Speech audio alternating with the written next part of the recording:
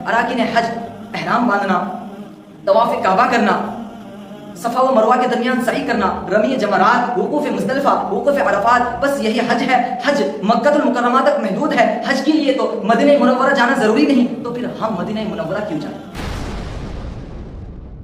نبی پاک صلی اللہ علیہ وسلم ارشاد فرماتے ہیں کہ سفر جہنم کے ٹکڑوں میں سے ایک ٹکڑا ہے، جہنم کے عذابوں میں سے ایک عذاب ہے، لیکن ایک جگہ ارشاد فرماتے ہیں کہ تم سفر کرو صحت یاب ہو جاؤ گے۔ جی کیا سن رہے ہیں، میں کیا عرض کر رہا ہوں؟ نبی پاک صلی اللہ علیہ وسلم ارشاد فرما رہے ہیں کہ تم سفر کرو صحت یاب ہو جاؤ گے۔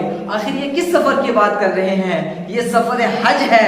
فرمایا کہ تم سفر کرو صحت یاب ہو جاؤ گے، حج کرو غنی ہو جاؤ گے، مالدار ہو جاؤ گے۔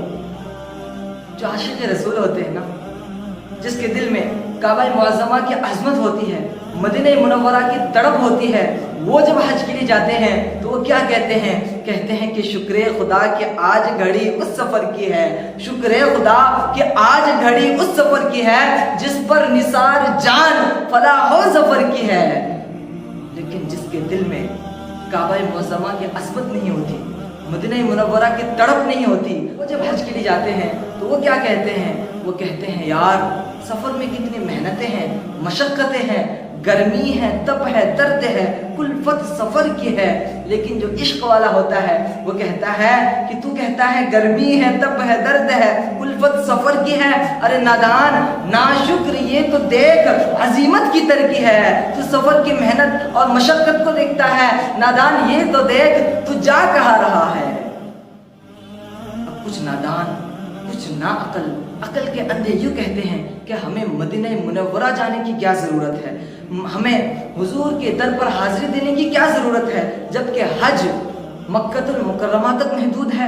اراکین حج، احرام باندھنا، طواف کعبہ کرنا، صفا و مروہ کے درمیان سعی کرنا، رمی جمرات، وقوف مزدلفہ، وقوف عرفات، بس یہی حج ہے۔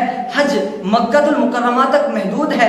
حج کے لیے تو مدینہ منورہ جانا ضروری نہیں، تو پھر ہم مدینہ منورہ کیوں جائیں؟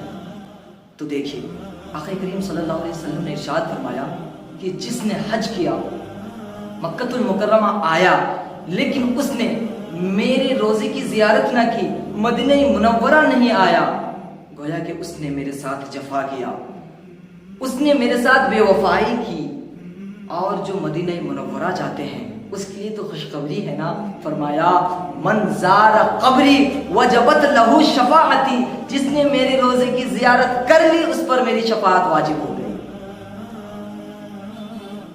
میں ان نادان، ان نا عقل سے کہنا چاہوں گا کہ ندانو، تم کہتے ہو حضور کے دربار میں حاضری دینے کی ہمیں کیا ضرورت ہے؟ کبھی حجر اسود سے پوچھ کہ اس کے دل میں مدینہ منورہ کی کیا تڑپ ہے، وہ مدینہ منورہ کے بارے میں کیا کہتا ہے۔ جب حاجی حج کر کے اراکین حج پر عمل کرنے کے بعد مدینہ منورہ کے لیے روانہ ہو رہے ہوتے ہیں تو حجر اسود ان سے مخاطب ہو کر زبان حال سے یہ کہہ رہا ہوتا ہے کہ کالک جبی کے سجدہ در سے چھڑاؤ گے۔ او حاجیو، تم تو آئے مکہ المکرمہ آ کر اپنے گناہوں کو معاف کرا کر اب مدینہ منورہ جا رہے ہو، کالک جبی کے سجدہ در سے چھڑاؤ گے، مجھ کو بھی لے چلو، یہ تمنا حجر کی ہے۔ اچھا یہ حجر اسود کی تمنا تھی، اب حرم پاک کیا کہتا ہے؟ حرم پاک کہے ہم آئے اور قدم سے لپٹ کر حرم کہے، ہم آئے اور قدم سے لپٹ کر حرم کہے، او پاؤ رکھنے والوں یہ جا چشم و تر کی ہے، ہوتے کہاں خلیل و بنا کعبہ و منا۔ اگر خلیل اللہ و ذبیح اللہ کے بغیر کعبے کی تعمیر نہ ہوتی تو میرے مصطفیٰ کے بغیر نہ خلیل اللہ ہوتے، نہ ذبیح اللہ ہوتے، نہ کعبے کی تعمیر ہوتی، نہ آج لوگ حج کرتے۔ اس کے تو فعل حج بھی خدا نے کرا دیے، اصل مراد حاضری اس پاک در کی ہے، ہوتے کہاں خلیل و بنا کعبہ و منا، لولاک والے صاحبی سب تیرے در کی ہے۔ زندہ رہے تو حاضری یہ بارگاہ نصیب، مر جائے تو حیات ابد عیش گھر کی ہے۔ نادان تو کہتا ہے مدینہ پاک کی حاضری ہمارے لیے ضروری تو نہیں، ارے زندہ رہے تو حاضری یہ بارگاہ نصیب نصیب، اگر زندہ رہے زندگی میں مدینہ پاک کے حاضری نصیب ہو جائے تو یہ ہمارے لیے خوش قسمتی ہے، اور اگر مدینے میں موت آ جائے تو کیا ہوتا ہے؟ طیبہ میں مر کے ٹھنڈے چلے جاؤ آنکھیں بند، سیدھی سڑک یہ شہر شفاعت نگر کی ہے، سیدھی سڑک یہ شہر شفاعت نگر کی ہے۔